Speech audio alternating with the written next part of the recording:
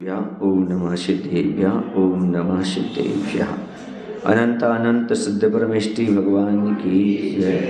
आचार्य गुरु विद्यासागर जी महाराज की जय। सिद्धानुद्धूत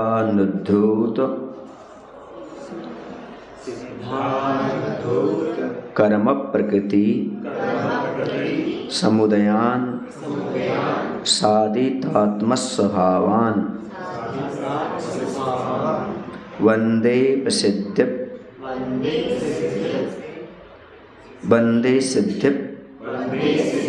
प्रसिद्धि तन्नुपम गुण प्रग्रहा कृष्टितुष्टः सिद्धि स्वात्मोपलब्धि परगुण गुण गणोच्छादी दोषापहाराद योग्योपादान युक्त्या दृषद यह यथा हेम भावोपलब्धि सिद्धानुद्धूत कर्म प्रकृति समुदयान साधितात्मस्वभावान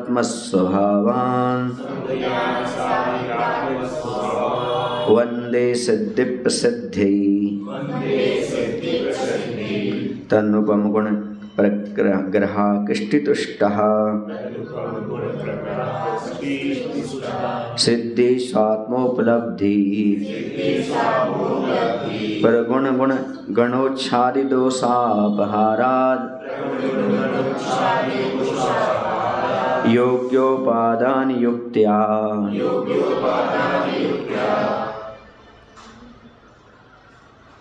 दृषद ये यथा हेम भावोपलब्धि। इस तरह छंद है, सिद्ध भक्ति है। आप लोगों को उच्चारण करना क्या इसका पूरा? हाँ, तो यहाँ पर संयुक्त अक्षर समझ लो। जहाँ पर पा में र आती है वहाँ पर आधा पा और पहले आ जाएगा, ठीक है ना। ये संयुक्त अक्षर कहलाएगा। क्या कहलाएगा? जैसे कर्म नहीं बोलना यहाँ पर, कर्म प्रकृति। क्या बोलना? जैसे सिद्धि है, सिद्धि, ये छुट्टी की मात्रा बोलना, सिद्धि नहीं बोलना, सिद्धि प्रसिद्धि गुण प्रग्रहा कृष्टितुष्टः। पढ़ो।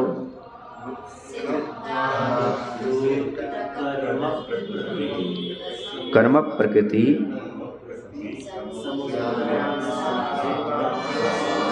आत्मस्वभावान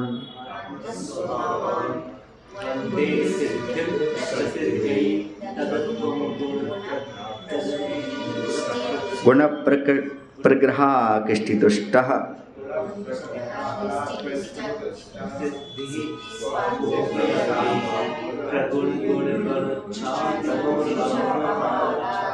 योग्योपादान युक्ता दशदेव यथा हेम भावोपलब्धि। ठीक है।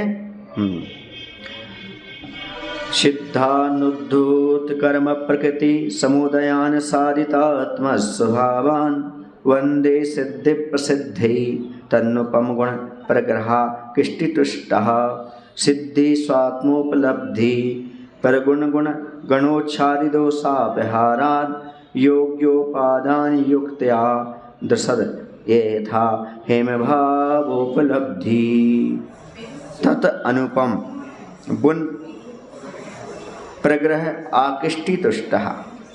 तत् उनके, किनके? सिद्ध भगवान के। अनुपम, अनुपम माने उपमातीत, जिसकी उपमा ना दी जा सके, ऐसे गुण प्रग्रह, प्रग्रह माने रस्सी, आकृष्टि आकर्षण से, तुष्टः संतुष्ट हुआ। आचार्य पूज्यपाद महाराज कह रहे हैं उद्धूत कर्म प्रकृति समुदयान। उद्धूत माने नष्ट कर दिया है, कर्म प्रकृति, कर्म रूपी प्रकृतियों को, उनके समूह को, समुदयान समूह को, जिन्होंने आने 8 कर्मों से भगवान कैसे हो गए हैं? रहित हो गए, उन्होंने उसको नष्ट कर दिया। साधित आत्म स्वभावान, और उन्हें साधित माने प्राप्त कर लिया है आत्म स्वभाव। आत्म स्वभाव क्या है? ज्ञान दर्शन आदि। सिद्धांत, ऐसे सिद्ध भगवंतों को सिद्धि प्रसिद्धि, यानी सिद्धि माने आत्मा की सिद्धि, प्रसिद्धि माने उत्कृष्ट सिद्धि, पर कर्ष रूपेण सिद्धि दी प्रसिद्धि, और उत्कृष्ट रूप से सिद्धि कौन सी होगी? मोक्ष।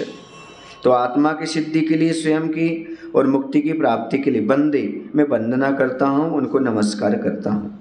यह इस लोक में यथा जिस प्रकार योग उपादान युक्ता, योग उपादान व निमित्त अथवा अंतरंग और बहिरंग कारणों की जब योग्यता मिलती है, संयोजना बनती है, दसद स्वर्ण पाषाण, जैसे स्वर्ण पर्याय, दसद माने होता है स्वर्ण के अंदर रहने वाला पाषाण, मतलब उसके सहित हेम भाव, हेम भाव माने स्वर्ण पर्याय को उपलब्धि प्राप्त होता है।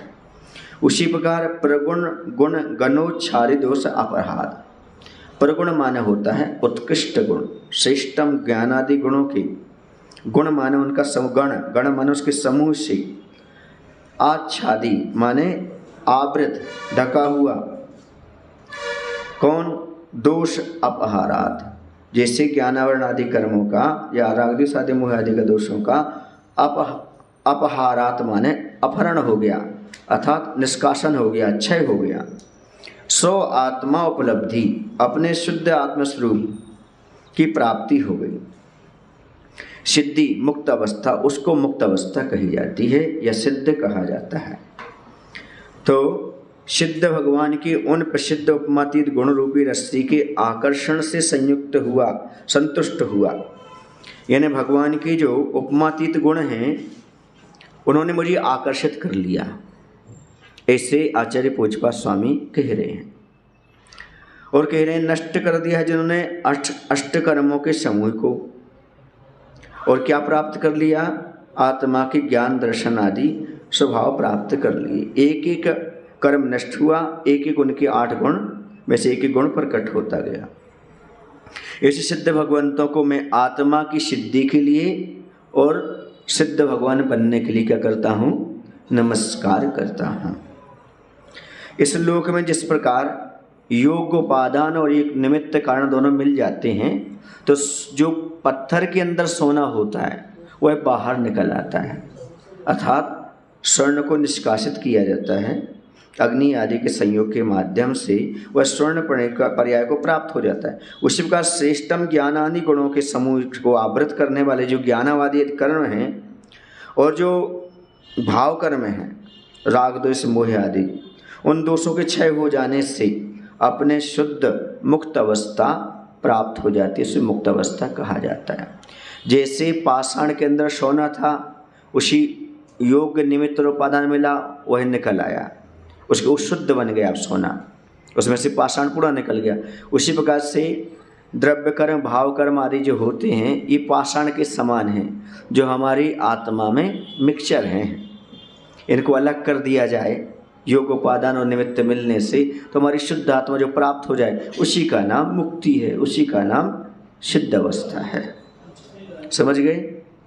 जिस प्रकार स्वर्ण पाषाण में शुद्ध स्वर्ण पर्याय को प्राप्त करने की योग्यता है, किंतु उसमें किट्ट कालिमा आदि से युक्त होने से वह शुद्ध पर्याय प्रकट नहीं हो पाती।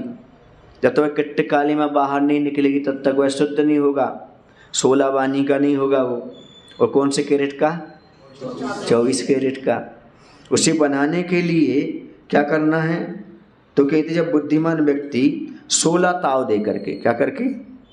16 ताव दे करके उसे अग्नि से संतप्त कर किट्ट कालिमा को दूर कर देता है, तब स्वर्ण पाषाण अपने वास्तविक रूप को प्राप्त हो, शुद्ध शास्त्र युक्त स्वर्ण पाषाण को प्राप्त हो जाता है।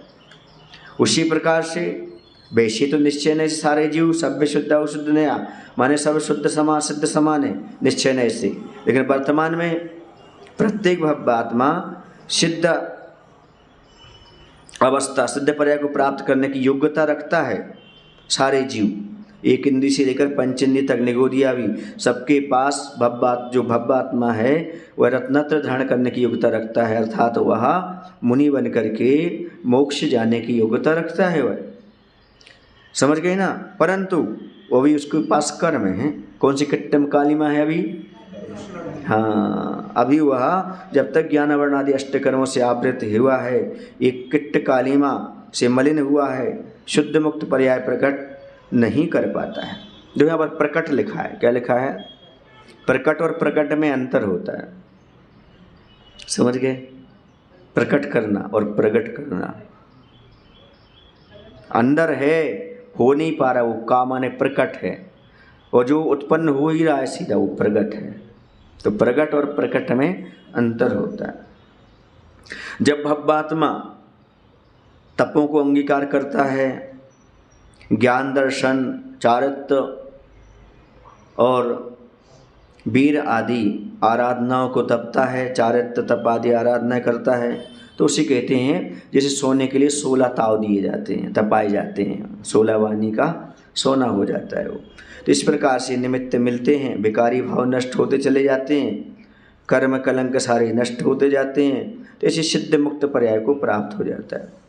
तो जिन भव्य जीवों ने अष्टकर्मों का क्षय कर दिया है, आत्मा से सत्यरूप को प्राप्त कर लिया है, वे सिद्ध भगवान कहलाते हैं।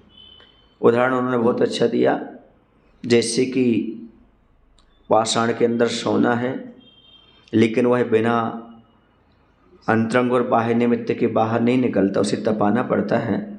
वैसे ही शुद्ध करने के लिए हमारी आत्मा को भी तपस्या से गुजरना पड़ेगा। बिना तपस्या के आप चाहो हमारी आत्मा सिद्ध अवस्था को प्राप्त हो जाए तो संभव नहीं है। इसलिए हमें उपादान भी और निमित्त भी दोनों कारणों को स्वीकार करना होगा, उन्हें अपना करके अपने ज्ञानावरणादि कर्मों को नष्ट करना है, उस कालिमा को तपा करके बाहर करना है, तभी हम सिद्ध बन पाएंगे। समझ गए? यहाँ पर आचार्य पूज्यपाद स्वामी ने सिद्ध पद की प्राप्ति के लिए उनके गुणों का स्मरण करते हुए पूर्ण विशुद्ध अवस्था को प्राप्त सिद्ध भगवंतों की वंदना की है। सीधी सी बात है, जो हमें गुण प्राप्त करना है उनका स्मरण करो। एक नियम है, गुणवान वालों की प्रशंसा करो, आप गुणवान हो जाएंगे। धनवान वालों की प्रशंसा करो, आप धनवान हो जाएंगे। धनी को देख करके कुड़ो मत, दरिद्रता आएगी। धनवान को देख करके अरे भैया देखो उनके पास इतना वैभव पुण्य किया, ऐसा कहो तो धन बढ़ेगा, और होता उल्टा है। धनवान को देखकर जैसे जैसे कुटना होता है वैसे वैसे अपने घर से लक्ष्मी चली जाती है। तो यहाँ पर यदि सिद्ध बनना है तो सिद्धों के गुणों का स्मरण करना पड़ेगा। जिन गुणों को प्राप्त करना है उनका स्मरण करो, उनकी वंदना करो। यह स्तुति करता आचार्य ने गुण प्रग्रहा कृष्टि तुष्टा पद दिया है। यह अपने आप में बहुत ही महत्वपूर्ण है। जैसे इन्होंने रस्सी का उदाहरण दिया, कूप है या बावड़ी है, उसमें गिरी वस्तु को रस्सी के माध्यम से ऊपर खींचा जाता है। वैसे ही संसार रूपी गहन कूप में गिरे भव्य जीवों को सिद्ध परमेष्ठियों के महानतम गुणों में की जाने वाली भक्ति रूपी रस्सी ही तराने में ऊपर लाने में सहायक है। समझ गए? सिद्ध भगवान की भक्ति का आकर्षण हो जाए तो हम कुएं से बाहर आ जाएं। यही मुकमाटी में चल रहा है और यही प्रसंग यहाँ पर आ गया। संसार रूपी कुएं से बाहर निकलना चाहते हो तो भगवान की भक्ति रूपी रस्सी, वही भी कल कह रही थी कि अब भगवान के आस लग गई है, इसलिए अब प्राणों की प्यास समाप्त हो गई है।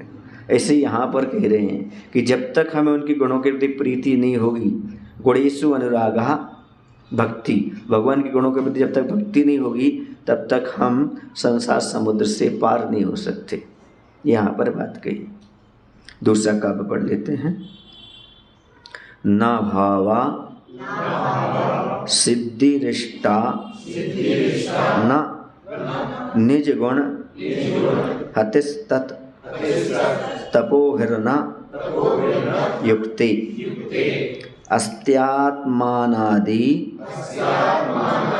बद्धः सुकृतज फल भुक तत् क्षयान मोक्ष भागी याता दृष्टा स्वदेह प्रमिति रूप समाहार विस्तार धर्मा द्रव्योत्पत्ति व्ययात्मा स्वगुणयुत यतो नान्यथा साध्य सिद्धि न भाव सिद्धिरिष्टा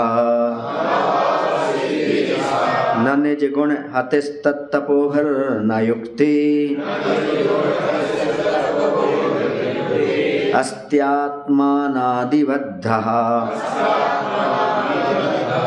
सुकृतज फल भुक्त क्षयान मोक्ष भागी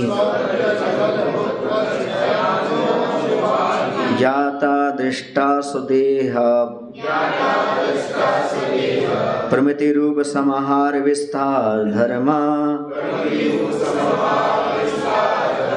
ध्रुव्योपत्त्यव्ययात्मा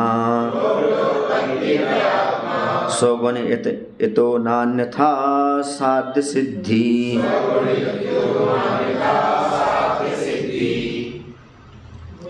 पढ़ना है, पढ़ लो।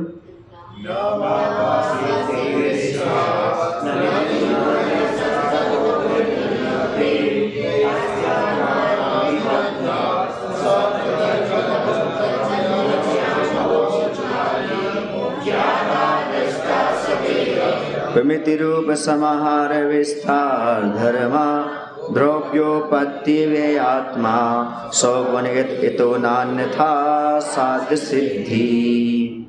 अभावा सिद्धि इष्टाना, आत्मा का अभाव हो जाना सिद्धि इष्ट नहीं। बहुत सारे लोग क्या कहते हैं, आत्मा का ज्ञान दर्शन का अभाव हो जाना ही सो मुक्ति है, जैसे दीपक का बुझ जाना सो मुक्ति है। तो कह रहे वो इष्ट नहीं है। निज गुण हतिना, ज्ञान दर्शन आदि सौगुण का नष्ट हो जाना सिद्धि नहीं है, क्योंकि कि आत्मा का नाम ज्ञान दर्शन और ज्ञान दर्शन का नाम आत्मा है। अब फिर तो कुछ बचा ही नहीं, यदि इसका नष्ट हो गया तो फिर उसका अस्तित्व समाप्त हो गया, फिर सिद्धि कैसे। तत् क्योंकि आत्मा का अभाव और गुणों का नाश सिद्धि मानने वालों के यहाँ तपो भी न युक्ति, तपस्चरण आदि की योजना नहीं बनती। पर तपस्या करने की क्या जरूरत है। आत्मास्ति, आत्मा है अनादिबद्धा, अनादिकाल से कर्मों से बंधी हुई है, कर्म सहित है। सुकृतज, अपने द्वारा किए गए फलभुक, जो कुछ भी फल हैं, शुभ अशुभ कर्म जो किए हैं उसके फल का यह जीव भोगता है। क्योंकि एक नियम है, जो जिसका कर्ता होता है वही उसका भोक्ता होता है, वही उसका स्वामी होता है। समझ गए ना, वही उसका कर्ता है, वही उसका भोक्ता है और वही उसका स्वामी है। तो प्रत्येक जीव जैसे जैसे कर्म करता है वैसे वैसे उसका फल भोगता है। तत्क्षयात, उन कर्मों के, तत् माने उन कर्मों के क्षय के लिए या क्षय हो जाने से मोक्ष मार्गी मुक्ति को प्राप्त होता है। ज्ञाता दृष्टा, जानने देखने वाला स्वभाव, ज्ञायक स्वभाव वाला है। सुदेह प्रमिति, अपने शरीर प्रमाण है। स्व देह माने अपने शरीर की, प्रमिति माने उसके प्रमाण है। उप समाहार, विस्तार धर्मा, यानी संकोच और विस्तार स्वभाव वाला है। ध्रुव्योपत्ति व्यय आत्मा, और वह उत्पाद व्यय और ध्रुव रूप है। समझ गए ना, उत्पाद माने आना, व्यय माने जाना, ध्रुव माने लगा हुआ है ना, ऐसा आना जाना लगा हुआ है। उत्पाद व्यय ध्रुव युक्तम सत, आना जाना लगा हुआ, सत माने है। तो इस प्रकार का सौगुणित, अपने आत्मीय गुणों से सहित है। इतः अन्यथा, इससे भिन्न मान्यता वालों के साध्य सिद्धि ना, साध्य की, लक्ष्य की, मंजिल की सिद्धि नहीं हो सकती, अर्थात मुक्ति की प्राप्ति नहीं हो सकती। यहाँ पर कह रहे हैं, जो लोग ये मानते हैं कि आत्मा का अभाव या ज्ञान दर्शन का अभाव से मुक्ति है, उनके यहाँ समझ लेना, यदि गुणों का अभाव हो गया तो तपस्या किसके लिए करना, तपस्या ही निषेध हो जाएगा, तप ही निषेध हो जाएगा उनके यहाँ। क्योंकि संसार में जो भी प्राणी है वह अपने किए कर्मों का फल भोगता है, शुभ अशुभ दोनों कर्मों का फल भोगता है। वो जानने देखने वाली कौन है, हमारी आत्मा है। उसको अनुभव करने वाली कौन है, आत्मा है। और वो आत्मा कैसी है, शरीर के प्रमाण स्वरूप है। और आत्मा का दूसरा गुण कौन सा है, तो कहते हैं संकोच विस्तार भी इसके अंदर है, तभी तो वह अपने शरीर प्रमाण हो जाती है। चींटी के शरीर में जाती चींटी बराबर हो जाती है, हाथी के शरीर में जाती तो हाथी बराबर हो जाती है। इस प्रकार का। तो कह रहे हैं उसमें अपने आप में उत्पाद भेदभाव चलता रहता है, एक पर्याय की समाप्ति, दूसरे की उत्पत्ति, और आत्मा के गुणों की ज्यों की त्यों परिणति बनी रहती है। इससे भिन्न यदि कोई आत्मा को मुक्ति की बात मानता है तो समझ लेना उससे उसको मुक्ति होने वाली नहीं है। यहाँ पर सिद्ध भक्ति में आचार्य पूज्यपाद स्वामी ने अन्य जो दर्शनों की मत हैं उनका निराकरण करते हुए सिद्ध भगवान का क्या कहना है या सिद्ध भगवान के गुण कैसे होते हैं उनका अच्छी तरह से चित्रण उन्होंने किया है। उन्होंने ये बताया है, जैसे बौद्ध दर्शन वाले हमने अभी बताया था ना, वो क्या करते हैं, तेल के क्षय हो जाने पर दीपक की लौ ऊपर नीचे इधर उधर कहीं न जाकर के वहीं समाप्त हो जाती। वैसे ही कर्म का क्षय, क्लेश का नाश हो जाने से आत्मा वहीं समाप्त हो जाती है। ये वो मानते हैं। कौन मानते हैं? बौद्ध, कपिलादि। इस कथन का निराकरण करने के लिए आचार्य ने लिखा, ना भाव सिद्धि रिष्टा, अभाव का नाम सिद्धि नहीं है, क्योंकि अभाव कभी किसी चीज़ का कारण नहीं बनता, सद्भाव कारण बनता है। अभाव, बीज का अभाव सो वृक्ष नहीं, बीज के सद्भाव में वृक्ष बनता है। अब वृक्ष में बीज का अभाव है, लेकिन बीज के अभाव से वृक्ष नहीं बना, ये ध्यान रखना। समझ रहे आप? बीज का अभाव से वृक्ष नहीं है, लेकिन वृक्ष में बीज का अभाव है, लेकिन जो उत्पत्ति हुई किससे हुई? हाँ, इसी प्रकार से अब आप कहने लगो क्या आत्मा ही नहीं है, तो कैसे करोगे आप? ज्ञान दर्शन मानोगे ही नहीं उसमें, तो कैसे बनेगा? ज्ञान दर्शन तो उसमें है, ये आपको स्वीकार करना ही पड़ेगा। वैशेषिक या योग दर्शनों की मान्यता से बुद्धि, ज्ञान, सुख, इच्छा आदि विशेष गुणों का नाश सिद्धि है। उन्होंने 24 प्रकार के गुण माने बहुत सारे। उन्होंने कहा इनका नाश हो गया तो समझो मोक्ष हो गया, गुण नाश हो गए मतलब सिद्धि हो गई। इस कथन का निराकरण करते हुए आचार्य कहते हैं, तत्तपोभिर्न युक्ते, क्योंकि कोई भी बुद्धिमान अपने आप का सर्वथा नाश करने के लिए अथवा अपने विशिष्ट गुणों का घात करने के लिए तपस्या आदि को नहीं करता। कौन करेगा तपस्या कि हमारे गुण नष्ट हो जाएं? वो ये करेगा हम आ जाएं। जैसे सोना है, आग में डालने से नष्ट थोड़ी होता है, बल्कि उसके और गुण निखर के आ जाते, निखार आ जाता है उस समय।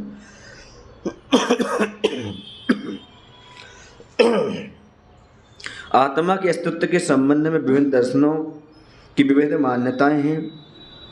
चारवाक ने तो ये कह दिया शरीर ही सब कुछ है, यावत् जीवित सुखम जीवित ऋणम कृत्वा घृतम पीवित भस्मीभूतस्य देहस्य पुनरागमनम कुतः। वो कहता है जब तक जियो ऐसे जियो और ऋण लेके भी घी पियो, इस शरीर के नष्ट हो जाने पर पुनर्जन्म नहीं होता। ऐसी मान्यता वाला कौन है? चारवाक वाला। तो चारवाक कहता है आत्मा को पृथ्वी आदि से उत्पन्न मानते हैं, वे शरीर से अतिरिक्त आत्मा के अस्तित्व को स्वीकार करते ही नहीं हैं। वो कहते जो कुछ सब इंद्रियां हैं, जो शरीर है, उसके निराकरण के लिए आचार्य महाराज कह रहे हैं अस्त्यात्मा, आत्मा है, आत्मा को मानो, अस्ति ये आत्मा, ये हमारी आत्मा है ऐसा स्वीकार करो। ईश्वरवादी दर्शन आत्मा को सदा अकर्मा मानते हैं। वो कहते हैं कि भैया हमारी जो आत्मा है वह कुछ करती ही नहीं है। तो फिर अनादिबद्धा इस पद दिया, जिसका भाव है प्रत्येक आत्मा अनादि काल से कनक उपलम उपलवत कर्मबद्धा। कनक माने सोना, उपलम माने पत्थर, जैसे पाषाण में सोना है ऐसा कर्मबद्ध हमारे पास अनादिकाल से। पाषाण, सोना में पाषाण कब से है, या पाषाण में सोना कब से है, ऐसे आत्मा में कर्म कब से है, अनादिकाल से। अपनी विशुद्धि साधना तपस्या से कर्म रहित होता है यह जीव। वेदांत दर्शन जीव को लोकव्यापी मानता है। वह कहता है कि जो जीव है ना लोक में व्याप्त है, सारे लोक में फैला हुआ है, इसलिए वो कहते कण कण में भगवान है, ऐसा मान करके वो इस मान्यता से चलते हैं। उसका खंडन करने के लिए आचार्य देव ने कहा, क्या कहा, स्वदेह प्रमिति, अर्थात जिसका भाव ये हुआ कि आत्मा नाम कर्म के उदय से प्राप्त अपने शरीर प्रमाण हो जाती है। जो शरीर मिलता है नाम कर्म के उदय से उस रूप में हो जाती है, उसमें संकोच और विस्तार हुआ करता है। किसमें? आत्मा नहीं, आत्मा के प्रदेश में। वेदांत दर्शन जीव को लोकव्यापी मानता है, एक जीव के कथन से मानता है कि सब वो ये कहता है हम सब भगवान के अंश हैं, हम सब में भगवान एक ही भगवान है मात्र। हाँ ऐसा। आत्मा संकोच विस्तार स्वभाव वाला होने से चींटी के शरीर में हो जाता है तो चींटी बराबर हो जाता है, और बड़े बड़े में गया तो हाथी के तो हाथी जैसा हो जाता है ना। और केवली भगवान समुद्घात करते समय उनके जो आत्म प्रदेश है वो सारे लोक में फैल जाते हैं। इस प्रकार से समझ गए। कण कण में भगवान होने का अर्थ है केवल ज्ञान की अपेक्षा भगवान सर्वत्र हैं, क्योंकि उनका ज्ञान सारी वस्तुओं का विषय बना रहा है। इसलिए कण कण में क्या हो जाते हैं? भगवान सर्वगतः स्वभाव। आपका स्वभाव कैसा हो गया? भगवान सर्वगत हो गया, माने आपका ज्ञान सब जगह पहुंच रहा है। और ज्ञान का नाम क्या है? ज्ञान दर्शन का नाम है तो चेतना है, इसलिए आप उस अपेक्षा सर्वव्यापी हैं, ऐसा बन जाता है। सांख्य दर्शन की मान्यता है कि कर्म का कर्ता पुरुष आत्मा नहीं प्रकृति है। प्रकृति माने होता है कर्म।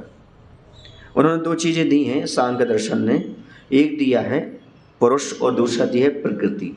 पुरुष को माने आत्मा स्वीकारा है, प्रकृति माने कर्म माना उन्होंने। तथा कर्म का फल का भोक्ता भी आत्मा नहीं है, वो कहते हैं। इस मान्यता का निराकरण करने के लिए यहाँ सुकृतज फल भोग पद दिया है। इसका भाव है आत्मा अपने द्वारा किए कर्मों के फल को स्वयं किए जो कर्म स्वभाव सो फल निश्चय ही वे देते। आप करें फल दे, अन्य तो स्वयं किए निष्फल होते। तो वैशेषिक और योग दर्शन की में मान्यता है कि आत्मा की सिद्धि अवस्था को प्राप्त होने पर गुणों का नाश हो जाता है। उनके निराकरण के लिए ज्ञाता दृष्टा पद की यहाँ संयोजना की है, अर्थात मुक्ति अवस्था में जीव ज्ञान दर्शन सुख वीर्य अनंत गुणों का स्वामी रहता है, कोई भी गुण उसके नष्ट नहीं होते, ज्ञाता दृष्टा हो जाता है। नैयायिक दर्शन गुण और गुणों में सर्वथा भेद मानता है। उनकी इस मान्यता का खंडन करते हुए 100 गुण युत पद दिया गया है। वह कहता है गुण और गुणी में सर्वथा भेद है, जिसका भाव है आत्मा सदैव अपने आत्मी गुणों से तन्मय रहता है। 100 गुण युत अपने गुणों से वह आत्मा युक्त रहता है, वह कहीं भी उसके गुण नष्ट नहीं होते, चाहे सिद्ध अवस्था में चला जाए और चाहे अभी वर्तमान में किसी भी अवस्था में निगुदी आदि में हो, तो ज्ञान दर्शन तो उसके गुण रहेंगे ही रहेंगे। सांख्य दर्शन की मान्यता है आत्मा कूटस्थ नित्य है, और बौद्ध दर्शन की मान्यता कि आत्मा क्षण क्षण में नष्ट हो जाती है, क्षण क्षण ही है उनका। इन दोनों मतों के निराकरणार्थ आचार्य देव कहते हैं ध्रुव्योपत्ति व्यय आत्मा उत्पाद व्यय ध्रुव्य से युक्त है, फिर भी सत है। पर्याय की अपेक्षा उत्पत्ति और व्यय है, लेकिन द्रव्य की अपेक्षा ध्रुव बना है, नित्य भी है और अनित्य भी है, दोनों बातों कहते हैं। एक अकेले नित्य ही मानेंगे तो कूटस्थ कहलाएगा। कूटस्थ माने नित्य ही एकांत हो गया, नहीं।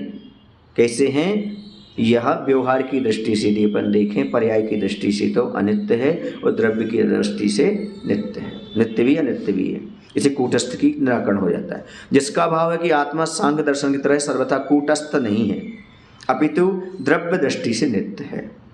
और बौद्ध मत की तरह सर्वथा क्षणिक नहीं है, किंतु पर्याय दृष्टि से अनित्य है, अर्थात उत्पाद व्यय स्वभाव वाला है, अतः आत्मा नित्य नित्यात्मक है। इस बात को यहाँ पर दर्शाया गया है। 2 काव्य हो गए। बोलो महावीर भगवान की जय, अनंतर सिद्ध परमेश्वर भगवान की जय।